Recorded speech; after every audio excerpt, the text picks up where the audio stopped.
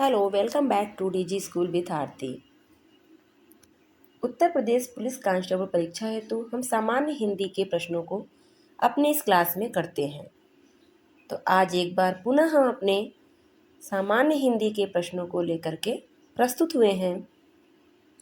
Top 20 question में से आपका कितना क्वेश्चन सही होता है यह हमें कमेंट करके ज़रूर बताइएगा।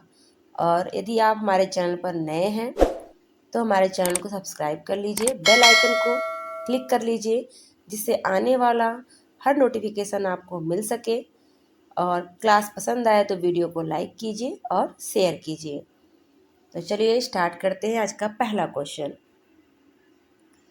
संविधान के किस अनुच्छेद के अनुसार संघ की राजभाषा और लिपि देवनागरी है?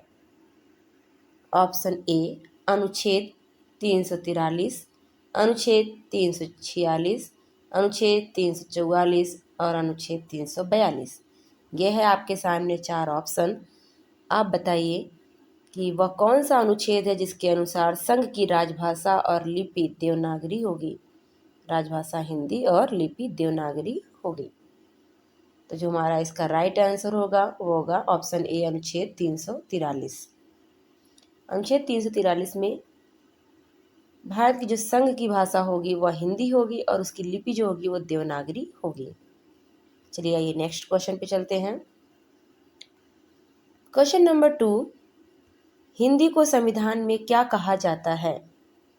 ऑप्शन ए आर्य भाषा, ऑप्शन बी राष्ट्रभाषा, ऑप्शन सी संपर्क भाषा, ऑप्शन डी राज्य भाषा।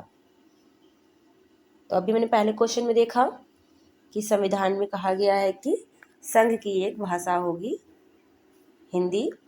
तो इसका जो राइट आंसर होगा वो होगा ऑप्शन डी राजभाषा। चलिए नेक्स्ट क्वेश्चन पे। क्वेश्चन नंबर 3, उ ध्वनि का उच्चारण स्थान क्या है? ऑप्शन ए तालु, ऑप्शन बी ओष्ठ, ऑप्शन सी कंठ, ऑप्शन डी दंतालु। तो आपको बताना है कि उ का उच्चारण स्थान क्या है। तो हमारा जो राइट आंसर होगा वो होगा ऑप्शन बी ओष्ठ। ओष्ठ से होठ से हम उ का उच्चारण करते हैं। ठीक है, अगर तालु की बात किया जाए तो च वर्ग का उच्चारण किससे होता है? तालु से। और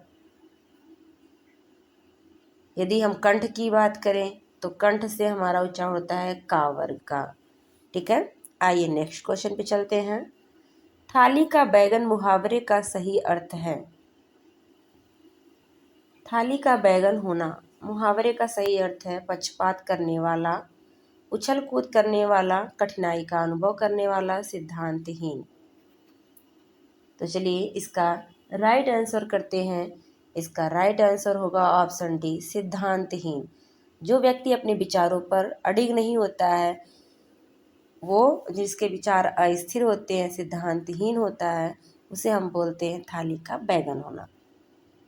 चलिए क्वेश्चन नंबर 5, शुद्ध वर्तनी का चयन कीजिए। इसमें से कौन सी वर्तनी शुद्ध है?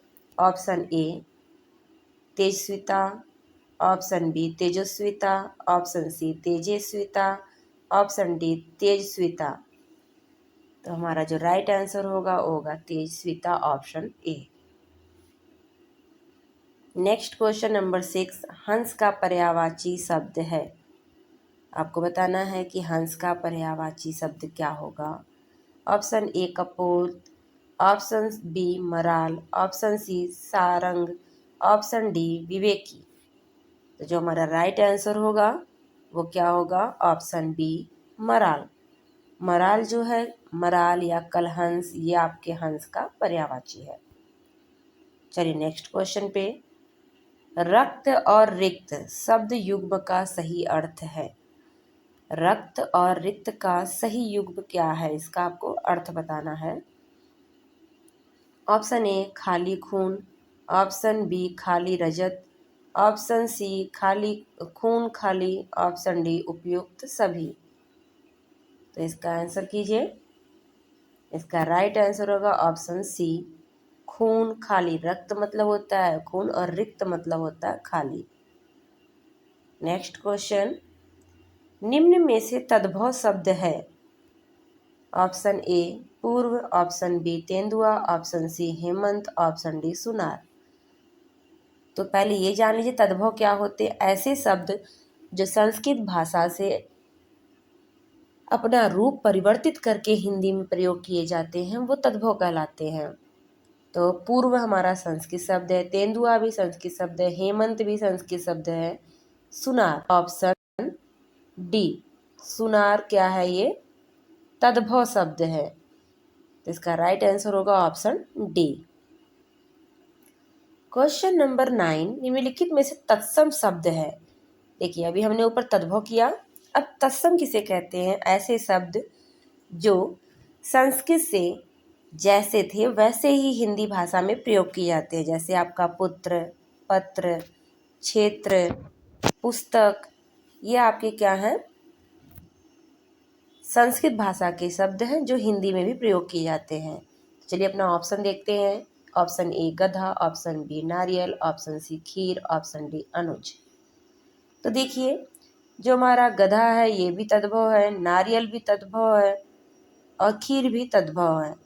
लेकिन जो हमारा ऑप्शन डी है अनुज, अनुज हमारा क्या है, ये तत्सम शब्द है। अनुज मतलब होता है छोटा, या इसमें आपका अनु उपसर्ग लगा, जा मतलब उत्पन्न हुआ और अनु मतलब के बाद। तो ठीक है, तो मतलब इसका मतलब होता है छोटा भाई, छोटा भाई छोटी बहन अनुज होते हैं। अब देखिए यहाँ पे जो हमारे गधा है ये तद्भव शब्द है क्योंकि गर्दन से बना है, नारिकेल से नारियल है आपका, क्षीर से खीर है।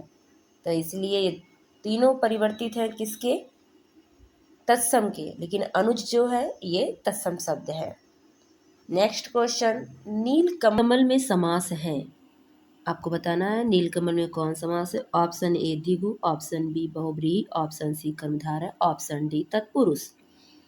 तो हमारा जो राइट आंसर होगा वो होगा ऑप्शन सी कर्मधारय। चलिए पहले ये जानते हैं कि द्विगु समास क्या होते हैं, जिनका पूर्व पद संख्यावाची हो। क्या हो, पूर्व पद संख्यावाची हो, वो हमारे क्या कहलाते हैं, द्विगु समास। जैसे आपका चौराहा। बहुव्रीहि समास जो विशेष अर्थ देते हैं, आप कह सकते हैं ये योग रूढ़ वाले शब्द भी होते हैं। जैसे नीला है कंठ जिसका, अर्थात शिव जी, एक तीसरा अर्थ देता है, विशेष अर्थ देता है, वो होता है आपका बहुव्रीहि। कर्मधारय जहाँ पर विशेषण विशेष या उपमेय उपमान को दिखाया जाता है वो होता है कर्मधारय। और तत्पुरुष क्या है, तत्पुरुष जहाँ पर कारक चिन्हों का प्रयोग करके विशेषण और विशेषता को दिखाई जाए वो हमारा होता है तत्पुरुष। चलिए क्वेश्चन नंबर 11 पे चलते हैं। नेक्स्ट क्वेश्चन पे जाने से पहले यदि अभी तक आप हमारे चैनल को सब्सक्राइब नहीं किए हैं तो हमारे चैनल को सब्सक्राइब कर लीजिए और वीडियो पसंद आए तो वीडियो को लाइक कीजिए और शेयर कीजिए। निम्न में से उपसर्ग रहित शब्द है, ऐसा कौन शब्द है जिसमें उपसर्ग नहीं है। ऑप्शन ए सुयोग, ऑप्शन बी सुरेश, ऑप्शन सी अत्यधिक, ऑप्शन डी विदेश। तो देखिए एक एक को करते हैं। योग्य में हमने सु उपसर्ग लगाया हो तो गया सुयोग्य। फिर अति में अति उपसर्ग लगा के हमने अधिक में लगा दिया, ये हमारे संधि के नियम से बने हैं, तो हो गया अत्यधिक। उसके बाद देश में हमने वि उपसर्ग लगा दिया, हो गया विदेश। लेकिन सुरेश ये एक नाम है और इसमें कोई उपसर्ग नहीं है, तो राइट आंसर हो गया बी। क्वेश्चन नंबर 12, पावक शब्द का सही संधि विच्छेद है। ऑप्शन ए पा प्लस अक, ऑप्शन बी पा प्लस आक, ऑप्शन सी पौ प्लस अक, ऑप्शन डी पू प्लस अक। तो देखिए पावक संधि या हमारी कौन सी संधि है, अगर हम बात करें तो ये हमारी पावक संधि हमारी किस संधि के अंतर्गत आती है, तो ये अयादि संधि के अंतर्गत आती है। ये अयादि संधि का उदाहरण है। तो चलिए बताइए इसमें क्या होगा इसका राइट आंसर। तो राइट आंसर होगा वो होगा ऑप्शन सी पौ प्लस अक। पौ प्लस अक मिला के बन जाएगा पावक। Next question, question number 13। सावधानी में प्रयुक्त प्रत्यय है। ऑप्शन ए ई, ऑप्शन बी नी, ऑप्शन सी आनी, ऑप्शन डी इत। इसका जो राइट आंसर होगा वो होगा ऑप्शन ए ई, क्योंकि सावधान, सावधान में जब हम ई प्रत्यय लगा देंगे तो हो जाएगा क्या, सावधानी। Next question, question number 14। बेईमान में प्रयुक्त उपसर्ग है। आप सब जानते हैं प्रत्यय किसी भी शब्द के पीछे लगता है और उपसर्ग किसी भी शब्दांश के आगे लगता है। तो बेईमान में कौन सा उपसर्ग लगा हुआ है? ऑप्शन ए मान, ऑप्शन बी बेई, ऑप्शन सी बे और ऑप्शन डी इनमें से कोई नहीं। तो हमारा जो राइट आंसर होगा वो क्या होगा, ऑप्शन सी बे, क्योंकि ईमान में बे उपसर्ग लगाते हैं तो हो जाता है क्या, बेईमान। Question number 15। फूल का पर्यायवाची शब्द नहीं है। ऑप्शन ए प्रसून, ऑप्शन बी कुसुम, ऑप्शन सी सुमन, ऑप्शन डी वारी। तो चलिए, फूल का जो पर्यायवाची नहीं है वो क्या है, ऑप्शन डी वारी, क्योंकि प्रसून, कुसुम और सुमन ये तीनों फूल के पर्यायवाची हैं। Next question number 16। हर्ष शब्द का विलोम है। हर्ष मीन्स होता है खुशी, अब इसका विलोम बताना है। ऑप्शन ए शोक, ऑप्शन बी विशिष्ट, ऑप्शन सी प्रसन्न, ऑप्शन डी महान। तो जो इसका राइट आंसर होगा वो होगा ऑप्शन ए शोक। शोक जो है हर्ष का विलोम है। हर्ष मतलब प्रसन्नता, खुशी, और शोक मीन्स होता है दुख। चलिए नेक्स्ट क्वेश्चन पे, क्वेश्चन नंबर 17। विलोम शब्द का कौन सा युग्म सही है? ऑप्शन ए लौकिक भौतिक, ऑप्शन बी कोमल मधुर, ऑप्शन सी अस्त व्यस्त, ऑप्शन डी मान अपमान। तो देखिए, जो हमारा राइट आंसर होगा वो होगा ऑप्शन डी मान अपमान। ये सही विलोम शब्द का युग्म है। मान सम्मान से जोड़ा जाता है, अपमान जब उसका अपमान किया जाता है, जब मान को गिरा दिया जाए। तो ये है हमारे क्वेश्चन नंबर 17 का आंसर। चलिए क्वेश्चन नंबर 18। जो व्याकरण जानता हो, जो व्याकरण जानता हो उसके लिए एक शब्द। ऑप्शन ए व्याकरणाचार्य, ऑप्शन बी व्याकरण प्रणेता, ऑप्शन सी व्याकरण, ऑप्शन डी व्याकरण पंडित।